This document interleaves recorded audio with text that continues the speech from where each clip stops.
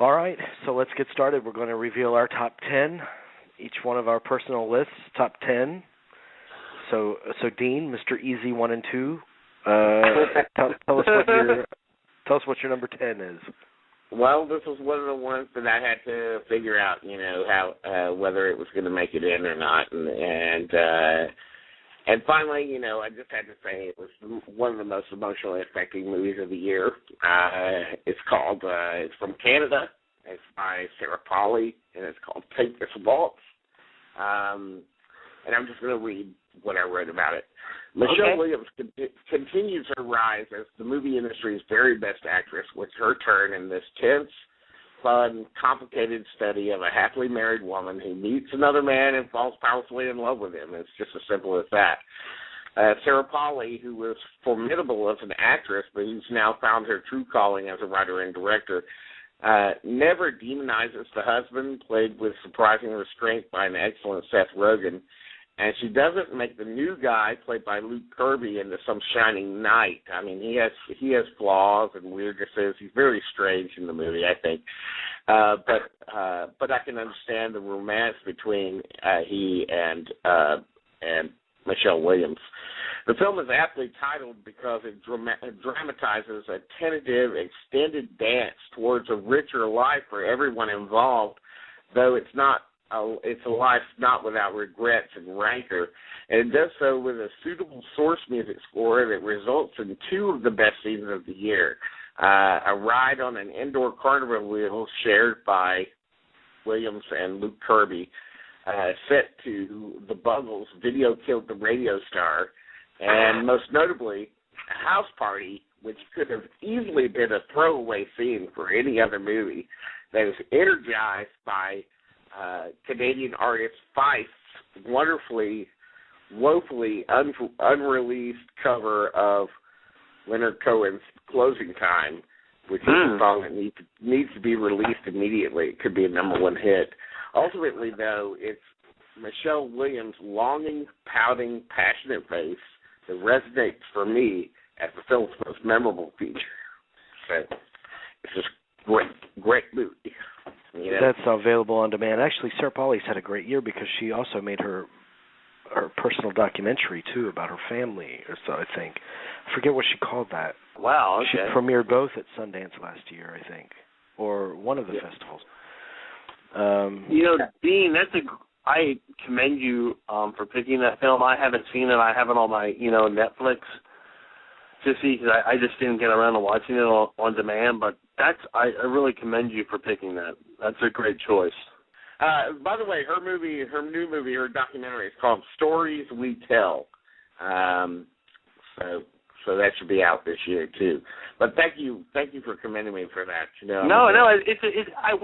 wanted to see it. I really wanted to get it on demand, but I'm sure, as the three of us can attest, when you watch a lot of on-demand movies, that cable bill builds up, and it's not cheap. So it's something that I have on the top of my, I think, Netflix instance it is on, so I will watch that in a couple of weeks.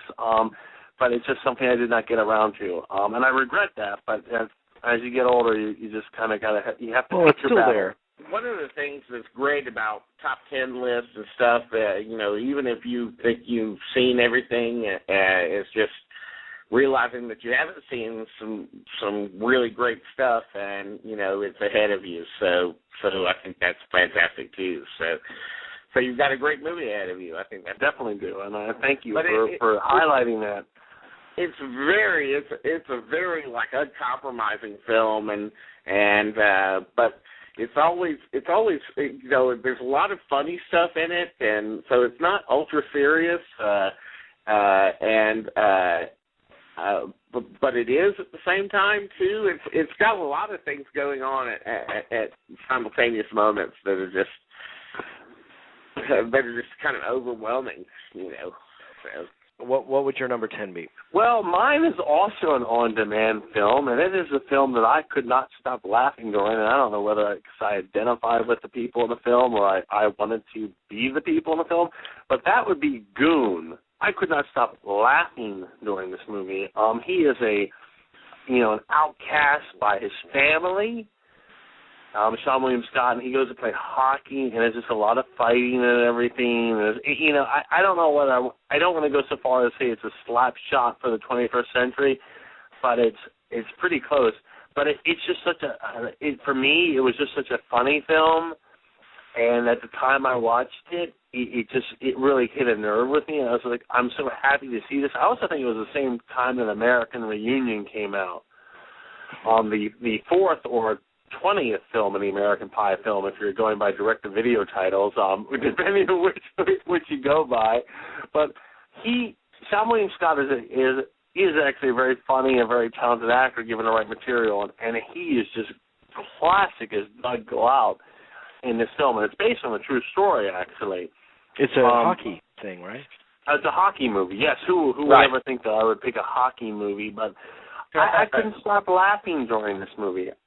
And it's got Jay Baruchel and Alison Pill in it, and let's not forget Liv Scribner and Eugene Levy and Schreiber. Yeah. Thank you. It's the 20th time I've mispronounced his name on the show. I love him though. I love him. You want to know why I like him? He played the Gregory Peck part in the Omen remake, so I think he's awesome. Right. Well, I know this. I mean, this felt like something that should have been like just a really kind of nothing direct-to-DVD kind of title. Oh, totally. And so when positive reviews started coming out, I was like, oh wow, that genuinely surprised me. You know, because I thought it might be akin to something like the Mighty Ducks 5 or something. You know. I thought the same thing, Jamie. I really thought the same thing. Well, you guys have picked two very nice, slightly obscure independent films as your top 10, and I hope that by my top 10, some attention will be paid to this title as well, just like Goon and Take This Waltz. And for me, that's The Dark Knight Rises. Further down on my list. I hope people discover this movie based on my putting it on. I've never heard of it. What's it about? You know, my number 10 was like the hardest one to choose because everything kept coming in and out, and I'm like, what do I want to put on number 10 to, you know, that last spot to represent, you know, what kind of time I had the past year at the movies, and this one went in because for me it was an example of high class, the big Hollywood spectacle kind of movie that actually worked on me emotionally, and I appreciated its large canvas, but it, at the same time it felt very old-fashioned. I don't think, for me personally, it wasn't as successful as the other Batman movies, and there are elements of it that didn't feel as clear to me, but I did find it the most emotional of the three, and I felt this. I agree 100% with that. This tremendous sense of depth, or this tremendous sense of despair and dread in the movie. It kind of pulls on you, and I thought, man, how special for a movie that's supposed to apply to the masses, you know, billions of moviegoers, to really kind of be a downer. I mean, to really like make you feel the weight of despair through most of it. And I thought that this was, out of all the movies, I thought this was the greatest showcase for Christian Bale. So I didn't mind a villain that wasn't as memorable as a Heath Ledger, or performance that wasn't as memorable, because for me Christian Bale took center stage, and I felt his arc in a way, or I got the conception of the Bruce Wayne Batman character most vividly in this third one. Right. I understand. And I agree with that. I agree with that 100%. Let me say something though. It does do something that the other two, and I won't lie to you, Batman Begins is actually, of the three, my favorite of the three films. But let me say this, though. One of the criticisms of this whole series, before this one came out, was that the first two movies fell apart in the third act. This has the strongest third act. And if ever, you know, we always talk about how the third film in a trilogy, you know, is very common for it to fail. and especially in the third act. I think in the third act, this is where this film really comes together in ways that never dawned on me. I stand by that. There's still people that complain about the third act of this one, and I'm like, you know, in terms of the ultimate ending closing event of this film, which people had a problem with, I didn't understand that, because that's what the closing event of this film is, what the entire series has been building up to. Right. It's told you from the beginning that Batman wants to get up to a point where he's no longer needed. Right. And I could have easily criticized that movie for that exact point, but because I actually do think this is one of the greatest cinematic trilogies. What they did here, what Nolan and Bale did here, and everyone involved, and also Goyer, obviously the screenwriter, you made Batman / Bruce Wayne a major player. Because while I do like the two Tim Burton movies, you know, to an extent, let's be very honest, Batman is a supporting character. Bruce Wayne is a supporting character. We don't get to know him in those 4 movies that came out in the 90s. He's you know, Adam West was a more fully realized version than the actors who played him. I'm sorry, but I think that's an accurate description of those films. But the conception was there. I mean, and the respect for that journey beyond just like a pal band, you know. It was. But I think it took someone like a Nolan to really say, "Oh, we're going to do this a little bit better. We're going to create a mythology." For me, the film was just simply very entertaining. You know, it nearly made my top 40, but of course I had to throw it off. But you know, it was just simply more entertaining. I found it, you know, much more enjoyable than The Dark Knight, even without Heath Ledger in there. And I agree with that. I agree with you there. For me, also, I have to, you know, say that, you know, I thought the most valuable player was Anne Hathaway, who I thought just injected sort of a sense of life into the movie, that I felt was lacking in the first two. Even though I feel that I agree with you, Jerry, that Batman Begins is the best of the 3, but. You know, no, but I see where you're going. I understand what you mean. Yeah, I mean, I found it exciting, and I found it intelligent, and yes, Batman or Bruce Wayne does appear front and center finally, which is something that I liked about Batman Begins too. He's front and center in that one too, but he definitely takes the backstage to the Joker in the second one. So for me, it was like a kind of a return. 9 for me would be a Indonesian movie, The Raid Redemption.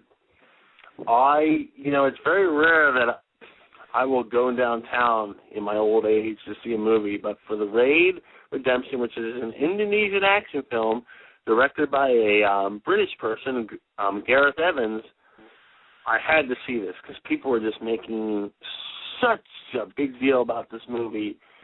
As far as action movies go, wow. You're just like totally engrossed in what's going on. The drug dealers control this apartment building on this big, high rise, and the heroes have to go in and do battle with the drug dealers, and it is just a relentless spectacle. But it is so well done.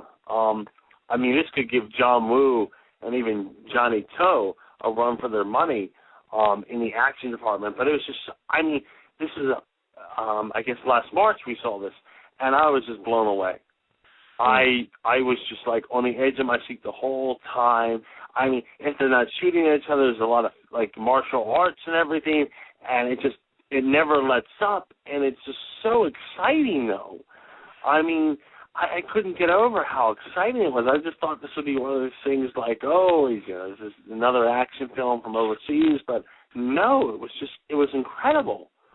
Well, just I've seen a few minutes of it. I've been wanting to see all of it, but people, the criticisms about it have been that it's really short on plot.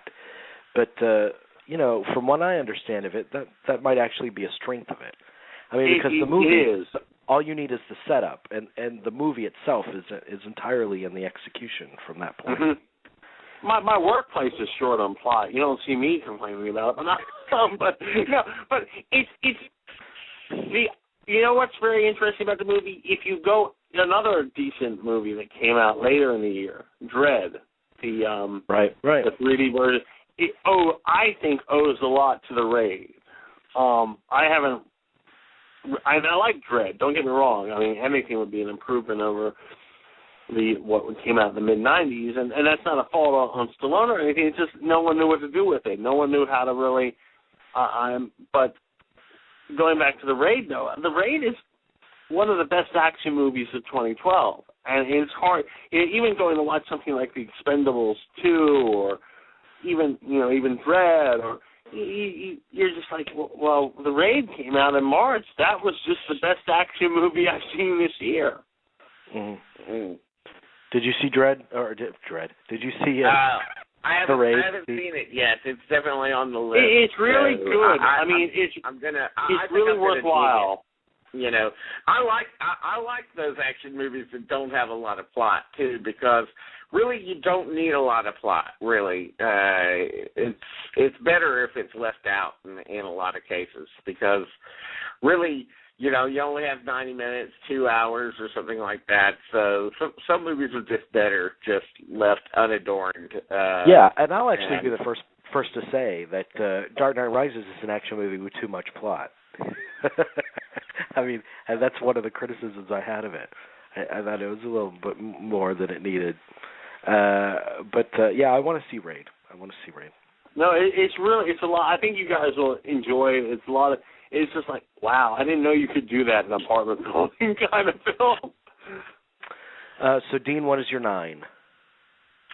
Number 9 for me is Whit Stillman's Damsels in Distress. I've never been a huge Whit Stillman fan, as I said on this show. I mean, for me, the sort of cloistered, area deep characters, with the exception of Chris Eigeman, who I always liked in the other. I agree 100% with that. Yeah, he's terrific in the other movies, but he's always, for me, he's always like the one island I can go to in the other films that makes me feel okay. But the other characters in his other movies always kind of put me at arm's length in some ways. But in Damsels in Distress, Stillman takes his characters, too smart for their own good talk to really, really absolutely absurd lengths, to the point where they can actually distance people from it can actually distance a lot of people from the film. But with Stillman coupling this with their sort of seriously misguided attempts to help others, they're running this. It's about a group of college students, female college students, that are running this anti-suicide campaign on their college campus. But with their sort of seriously misguided attempts to help others who are perceived as not being good enough, the writer-director crafted, for me, the comedy of the year, and this was to my immense surprise. Of course, it helps for me that he had the wisdom to cast, my favorite person on the earth, Greta Gerwig, as his very seriously flawed but pretty good-hearted heroine. And I like that he further had her supported by a lovely cast of ladies, including Carrie McElmore, Annalee Tipton, and for me, a special note, Megalyn Echikunwoki. She has a difficult last name. As the one girl with the very suspicious British accent. I realize that this film might not be for everyone, and because the dialogue is very dense and the acting style is really strange. I mean, but for me, it absolutely worked, and I have to say I loved it even contained a couple of joyous musical sequences. One of which had me wanting to learn that international dance craze, the Samboca, all year long. So for me, it was just absolute fun, and it might have been a sense of like going into it with a sort of sense of dread, like, this is not going to be so good, and then it really, really surprised me, and maybe that sense of surprise actually propelled it into the top 10 for me. When I'm sitting watching a movie and I'm in the middle of it, and then I'm like, shit, I have been smiling for the past hour now. Good for you. I have not. The smile has not gone off my face, and I'm not here with an audience or whatever. I watch it at home, and the smile has just not left my face. It was just terrific. I loved it. Damsels in Distress is your number 9. My number 9 is West of Memphis, which is the new. You saw it? I'm jealous. I'm so jealous. Peter Jackson produced documentary on the West Memphis 3. Directed by Amy Berg, who did a movie called Deliver Us from Evil about the Catholic Church. Oh yeah, that's a good one. She is very good, and she actually comes from an investigative journalism background, which is one of the main reasons why this movie works as well as it does for me, because it does feel a little bit more probing than the other Paradise Lost films in a way.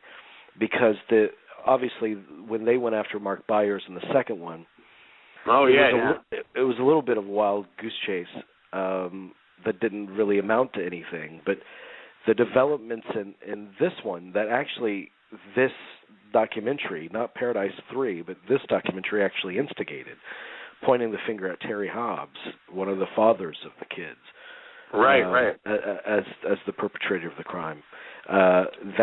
Wait a minute. Didn't they do that in the third one? They covered it in the third one. They covered it in the third one, but the person that made that lead happen was Peter Jackson in his movie. I see. He bankrolled it, that investigation. That covers like a good part of the midsection of this film. The rest of the film feels more personal in a lot of ways to the West Memphis 3 than the Paradise Lost films, because this movie is actually coming from them. They had a say and an involvement in the actual making of this particular movie, especially Damien Eccles and his wife. You get a sense of kind of a poetry. It feels a little bit more intimate, and the investigative elements of it are a lot more exciting. I think that this is, out of all the crap that's been done about the West Memphis 3 in the media, I think that this is the perfect summation, and it feels the most clear-headed of all of them for me, and very cinematic. And they're very careful not to use footage that we've seen 100 times before. Really? So you do feel like you're looking at this from a new angle. Even moments of the same kind of instances, the same kind of real-life events that are portrayed in the other movies, they find a different way of showing, different angles, different moments that we haven't seen before. Dean, what's your 8? We're on to number 8. Number 8 is the most controversial movie of the year, and it's called Compliance by writer-director Greg Zobel. This is my number 8 too, so we can double up. Yeah, if you had seen it with an audience, as I guess few people did, you would have felt, the world rise and fall with each turn of the story. I mean, it truly was, a lot of times people wrongfully use the word roller coaster in terms of movies, but I think this applies here. course, the lead, Ann Dowd, delivered one of the year's best performances as a self-doubting fast food manager who sadly allows her own victimhood as well as the victimhood of others.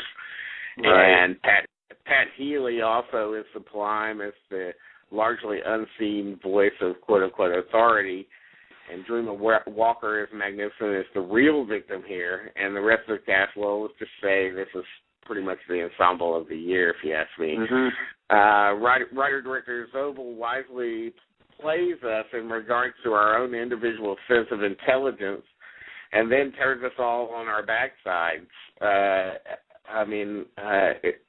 If you have a problem with compliance, then you kind of miss the point of it. I mean, if you have a problem with its show of violence against women or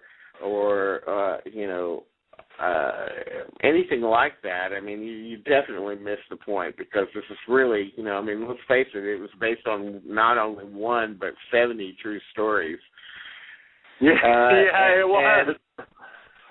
Yeah, I mean, to me, this is just, it was just hands down, one of the great movies of the year. Certainly one of the, most memorable movie-going experiences. Just, actually sitting down and watching it with an audience was just unbelievable.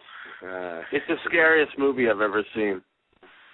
It is. I mean, we could, any one of us, you can say all you want. Oh, well, I wouldn't have done this. I wouldn't have done it. No, I know. I've worked with Ann Dowd, right, the woman that you interviewed. I've worked with so many people. I work now with people who could fit into that category. I watched this Friday afternoon. We got it from Netflix, and while it's not in my top 10, it's definitely on a movie. I don't know if enjoy is probably the wrong word. This movie scared the living shit out of me. The one person that won't go along with it and kind of pushes the alarm bells near the end of it is the convict. Yeah, right, exactly. Yeah, exactly. He's the one that absolutely won't be duped by this. Yeah, I think the point of no return is actually when the fiance goes in there. I think that's absolutely the point where you're either with it or not with it, because that really takes something to kind of. But that kind of person, I'm sure, exists, and there are elements in the Ann Dowd character that I'm sure exists within all of us. Right. No, absolutely. But what I like most about it is, and this is what I wrote about it the other night, is that I think it's the most ingenious use of a low budget this past year. Oh, yeah. Because you think he had the story that takes place almost entirely in the back room of a chicken restaurant. An easy single location movie, and yet the implications of this movie are incredibly vast. I mean, if you extend the themes of this movie and what this prank caller is able to do, you can go all the way to Nazi Germany. I mean, the whole notion that we can be so compliant with those we view as figures of authority and unquestioning is a scary notion. But that also makes it kind of an interesting sociology experiment, this movie. And that's why it's the most thought-provoking I saw this past year as well. So I'll reveal my number 8. No, that was my number 8. That's right. Dean and I had the same number 8. So Jerry, go ahead. What's your 8? I guess would this be my number 8? Yeah. It's one of those infamous, notorious doubles, and that is Looper and Moonrise Kingdom. And you're probably wondering, why the hell would he think those two? Two directors that I love, but also two great Bruce Willis performances. Okay. That I would thought that Moonrise Kingdom would be maybe at the Oscars, but no, of course, people just like, Jerry Dennis, we hate your guts, so we're not going to recognize Bruce Willis for you. But I thought the Bruce Willis performance in Moonrise Kingdom was one of his best. And I also thought his performance in Looper as the older Joseph Gordon-Levitt was great. But I like these two directors. Rian Johnson, Wes Anderson, they were at least two incredible movies in the same, let alone the same year, is beyond me, but I really love both of these movies. Looper is, a mind-fuck of a movie. Moonrise Kingdom, I don't know. I think Moonrise Kingdom might be Wes Anderson's best movie, and maybe more so than Fantastic Mr. Fox. And I'm of the school of thought that the Darlington Limited is his best movie in many regards, and more so than the Royal Tenenbaums. And the Royal Tenenbaums is just a masterpiece in my book. But I thought both of these movies, linked with obviously Bruce Willis, incredible movies. Two just original stories. They're the science fiction aspects of Looper, but also there's an emotional vulnerability with Moonrise Kingdom that I just can't escape. I think it's just a wonderful movie. Okay, here's the question I had with Looper. Okay. Because Looper's in my top 20. I know. I saw that. I admire you greatly for that. I do. Jamie, you have no idea. I look up to both of you. You have no idea, but okay. Well, I was doing Jason's show last week, and we were going through our 20 through 11 favorite movies of the year. So, and people were absolutely crucifying me for all my choices in the chat room. They were very critical. But they listen to Jason's show, so what? I mean, their standards are low. But I'm talking about Looper, and is it just me, and I know I probably brought this up the first time we talked about Looper, is it just me, or does that last shot implant the idea that this kid is Joseph Gordon-Levitt? That's what I was thinking. This is what I like about Looper. Your brain is working overtime in this movie. Because you're not only thinking about Joseph Gordon-Levitt, you're thinking about Bruce Willis, but you are thinking that. I agree with you. You are. I think that's deliberate. That's actually, I think, a correct interpretation of the film. I haven't worked it out. Does this make sense? Part of me is like, I just enjoy the mind fuck of it, like you said. But there has to be a specific reason, and maybe it's just to screw with us, why he cuts to a close-up of that dude's ear at the end of the movie, the same shot of the kid's ear, like in the middle of the movie. Mm-hmm. It's the oddest shot. Like, why is that there? Well, can I shed some light that will even... Do you know who's thanked in the credits of Looper? Shane Carruth, who made Primer. Oh. And who... Okay? I don't... I didn't learn about this a couple of weeks ago, but that you would thank Shane Carruth, who made one of the ultimate mindfuck movies, Primer. Sorry, Richard Kelly. You have nothing on Shane Carruth in that department. For me, Looper was entertaining, but I could not cotton to that kid, and so for me, the movie was ruined because Did you want to kick the kid out in the street? I didn't trust that kid. I didn't trust that character. I felt there was something wrong with that child. Dean watched the movie. He's like, I don't trust that fucking kid.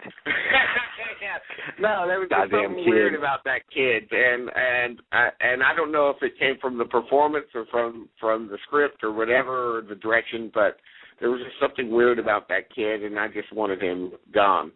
As for Moonrise Kingdom, I really loved the relationship between the two kids in that film. It's so beautiful. But yeah, it was great, and they were good in the movie. But I felt like the movie lost something in its middle part when the movie became more about the chasing them down.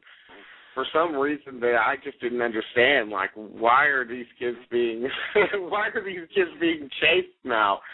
that still doesn't make any sense to me, and I really felt like I would have much preferred a film that just explored their relationship and how they were, and I mean how they literally related to each other, and what was it about each other that they found so fascinating?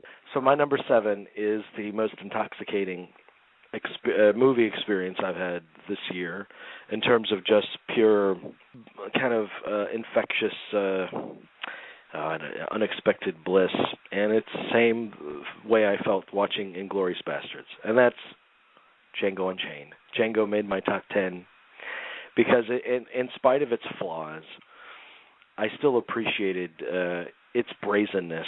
And I have a lot of very ballsy movies in my top 20. Mm-hmm. I mean, whether you go with Compliance or whether you go with Killer Joe. And I love Killer Joe, by the way. I love that movie. And that's like a movie with that you think, 77 years old man, and he's still got the sharpest teeth in town. He's like, oh my God, he's not apologizing for anything. Mm-hmm.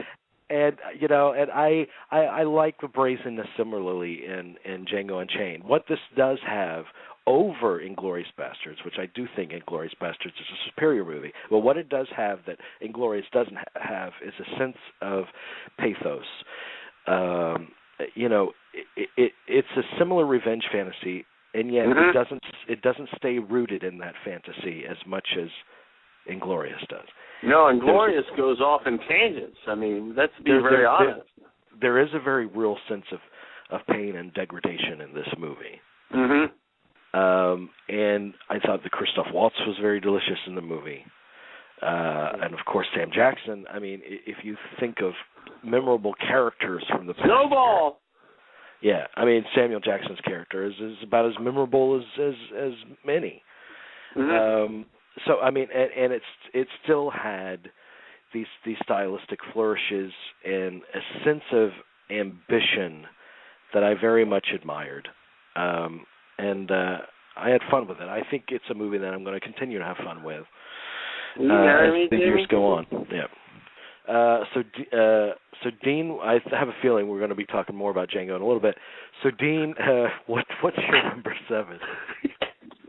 Number 7 for me is Catherine Bigelow's Zero Dark 30. I think the film is a definition of immediacy, especially in its stunning final 45 minutes.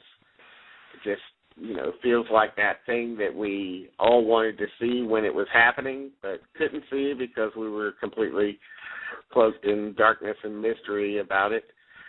I mean, some people say that it too is a revenge film, but then that's possible. But what's wrong with that? Yeah. You know what? Oliver Stone said something interesting, though. Did you hear Oliver Stone's take on Zero Dark 30? No. Oh, God, what was it? Oliver Stone said, Zero Dark 30 is very troubling. I mean, beyond the torture stuff, there's no conversation whatsoever that transpires about the possibility of wounding him and taking him back. It's from the very beginning. We're going in there to kill him, and that's it. That's cut and dry. And he said during Nuremberg, when we brought them to trial, it kind of exposed them for the weasels they were, and we were able to understand a certain mentality through that. And that was never even a conversation. Now, I don't know if that was a directive for the SEALs that night to capture him by any means necessary, or to absolutely 100% kill him on the spot. I don't know. But but capturing him is not an option given to them. No, it doesn't seem like even within in the narrative that Bigelow and Bull have created, that doesn't seem like an option even. No. Yeah, I mean, I just look at it, for me, I don't know about the truthfulness of the story. I don't really care about it because the film, works well as it is. God bless you. But as for the, it's funny. There's I don't know if you guys have heard of or read the material by Ted Rawl. The cartoonist. extremely left-wing cartoonist, and he just came out on Facebook saying, what a terrible movie Zero Dark 30 is, and he said, well, I hated The Hurt Locker too because it didn't show the truthfulness. It wasn't truthful either because it didn't show, a bunch of, Iraqi war veterans going down the street, willy-nilly killing Iraqis, for fun, But, to me, that guy just went in, I like that guy's work too, and I align with him politically, but for me, he just went in, deciding that this is the way he was going to think about this movie, and that's it. So he hated absolutely everything about it. He didn't like Jessica Chastain's performance. He thought she was terrible in it, which I disagree with. I thought she gave an energetic performance. She kind of just playing. I don't know if this person is real. The character of Maya is real, but for me, she represents the kind of collective vindictiveness and just the sort of single-mindedness that we needed in that time to capture this person. And I'll be honest, to exact revenge against this person, I find it okay in the real world and in the movie that they just blew him away. That's fine. Yeah, no, I have no problem with that. Kill him. I don't care. I don't want to hear. We have heard plenty from the dude on his videotapes for many years now. That's why we went in and we just killed him because we've already heard from him. Let me just say, I was expressing Oliver Stone's opinion. I wasn't. Yeah, I know. I know. I understand. I understand that, Jamie. But this is what I would say to Oliver Stone. I would say his trial has already happened by his own hand. Saying exactly what he wanted to say in numerous videotaped confessions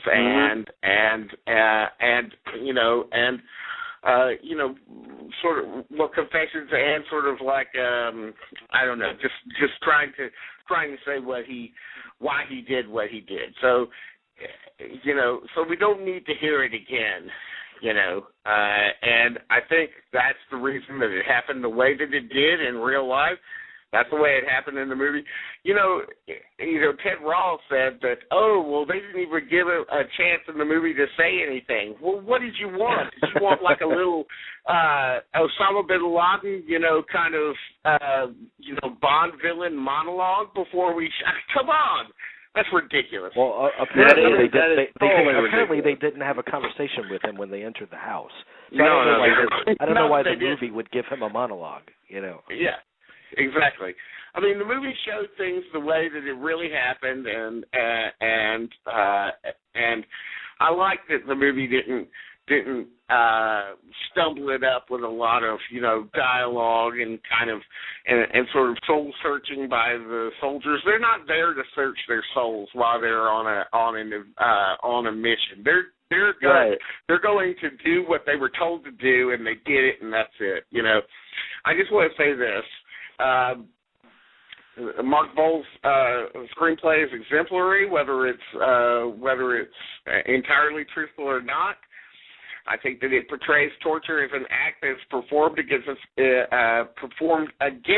participants, and that is the torturer's own morals. And here I point to Jason Clarke's terrific supporting turn, and he actually says in the movie that doing this job is ruining his life. And it's very clear in the movie, too, that Jessica Chastain is not very up on it either. She doesn't like being in that room when all that torture's going on. You can see it in her face. That's the performance. Yeah. The movie is exquisitely filmed and edited. It's got a supreme sense of politics and action. It doesn't take It doesn't lionize, Obama or anything like that. I mean, no, not at all. It's just a straightforward, process film. Yeah. And it just does it perfectly. And I don't any kind of criticisms against it. I don't get. Well, I definitely have criticisms against it. But what's most interesting to me about the movie is that it's not handled politically. The politicalization of it is the conversation taking place around it. You know, the conversation that this movie has inspired is all entirely political, and I think that's why. I mean, there is a tremendous firestorm around this movie. So Zero Dark 30 is your number 7. Which brings us to Jerry's number 7, right? Okay. The two films that I thought you would think are unfilmable: Life of Pi and Cloud Atlas. Cloud Atlas just has to be represented on someone's top 10 list, and it's going to be mine. I think these are two, first of all, visually stunning movies. But there are also two things I read Life of Pi. I tried to read Cloud Atlas. I could not get through it. But that they were able, that Ang Lee and the Wachowski brother and sister, because I can't say brothers now, obviously, were able to bring both of these masterpieces to life. I really think Cloud Atlas got the short end of the stick here. Couldn't even get makeup. It didn't even make the short list for Oscar makeup. But I think Cloud Atlas is a very optimistic film. I think there's something about it that just gives me the hope for the future of humanity. The way it's filmed. I actually, and I'll get in a lot of trouble for this, I like it more than The Matrix. But here's the thing about Cloud Atlas. I think it takes those themes that they're exploring in the Matrix trilogy and even V for Vendetta through the surrogate and brings it to life. I think Cloud Atlas is a very optimistic film, and in a year that didn't seem very optimistic at all politically until Election Day, it's a beautiful film. Life of Pi, I never thought this was filmable. Never thought it was filmable at all. But leave it to Ang Lee to bring it to life, and it just does. It's a beautiful film, absolutely stunning. I can't eat both of these films because based on their source works are things that you would not think are filmable, but they are. And leaving it to visionary filmmakers to do that is just incredible. Do you know how they divided up the directorial stuff for Cloud Atlas? Well, I don't know how they did it. I know that Tom Traeger did Run, Lola, Run, and Heaven. How did they do it, though? I don't know. I don't know either. I was hoping you knew when you were... I mean, I think wonder... it was. I understand that it was done by geography in some ways. It was like Tykwer took the pieces that were filmed in Europe mostly. Right. Okay. And then the Wachowskis took the more American parts. And maybe the Hong Kong part too as well, I think. I mean, for me, Cloud Atlas is absolutely superb, and it was toying with being in my top 10, but I eventually had to realize that there were other movies that I liked a little bit more, and just in the sense there were some notes in Cloud Atlas that rung false to me, just little notes here and there that rung a little false and a little too over the top. For me, particularly, of course. Particularly in the case of the Jim Broadbent section of the movie where he's playing the old man, who's being put into an assisted living facility, and there's a particular scene in there that I thought was maybe a little unnecessary with him and his cohorts in a bar, and it just gets a little crazy. It gets a little wacky and nutty in there, and I thought that took the movie down just a tiny bit for it not to make my top 10. But that said, it is an unbelievably ambitious film, and And it is surprising, too, that in the year-end Oscar race that it is not on the list for art direction, costume design, special effects, makeup, music, editing. Yeah. And then, you know, if you said, well, it should have been in all of those things, then you have to go with, oh, well, it really should have been in maybe screenplay too, because that was pretty difficult. And then right. Well, Jim Broadbent was pretty fucking good in that movie, and so was Dina Yes, he Bias. was. And so then you're thinking, well, shit, this movie should have been nominated for Best Picture. I mean, that's 10 nominations right there. It should, you know, Yeah. I mean, come on. You know. As far as Life of Pi goes, believe it or not, I haven't seen it yet. So That's okay. That's all right. That's one of the big ones that I still haven't seen. So Okay, so number 6 is what we're up to. So, Dean, what is your number 6? let's see here. Hold on a second. Let's number 6 is Michael Haneke's Amor. This is possibly the most difficult subject to make a movie about, you know, the end of life. And that it emerges as the final word about said subject is something of a miracle. Haneke is already one of our most treasured living filmmakers, but here, in connection with his immutable leads, Jean-Louis Trintignant and Emmanuel Riva, he reaches the stratosphere in telling the story of this lifelong couple's final days together. Amor fits in completely with his previous works, but it also connotes a kind of more sentimental bent to the point where its one act of chivalrous violence barely registers for us. For me, it's very quiet. Might be maybe too quiet for some people. It's extremely well observed, almost entirely centered on one locale and one class of people, but it's never anything less than paramount to who we all are and who we want to be. I think that it has, its final scene is absolutely magnificent. It's poetic and beautiful and also mysterious, and it portrays, what really happened without actually having to show it, and trying not to give anything away there with its final scene.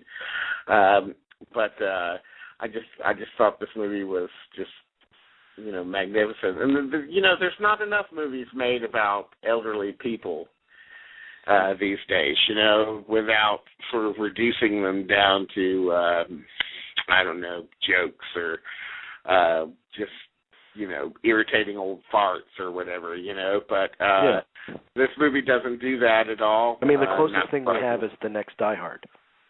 Yeah, exactly. Or Quartet. Exactly. And there's going to be plenty of old fart jokes in that one, Yes. So, it just seems absolutely, this movie has to be on my top 10, no question, so. Number 6 for you, Jerry.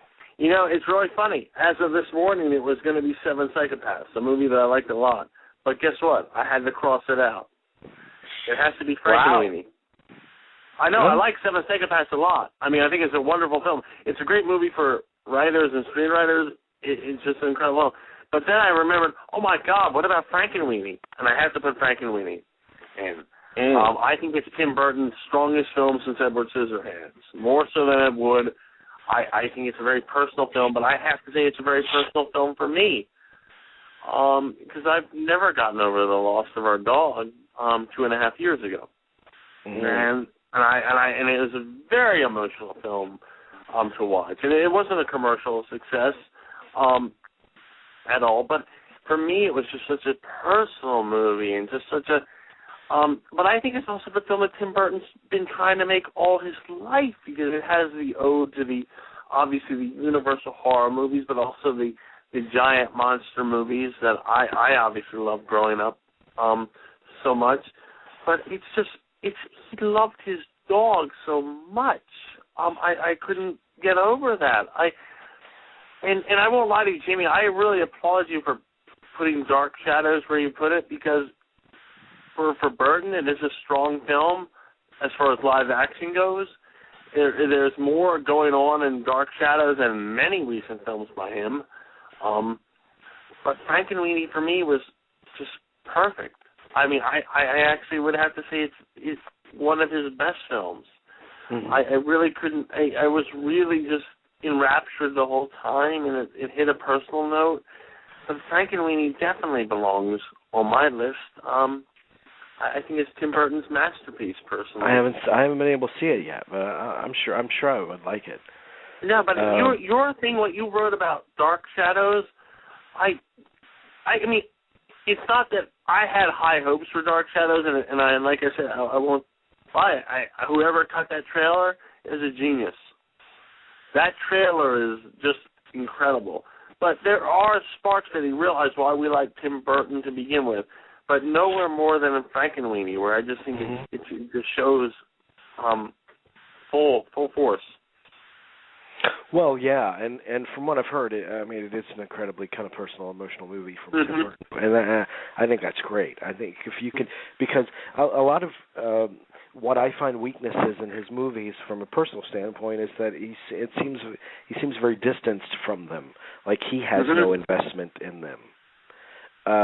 So if you can match up that tremendous vision with a personal feeling of I have to tell this story, then that's unbeatable. And it sounds like that's what Frankenweenie is.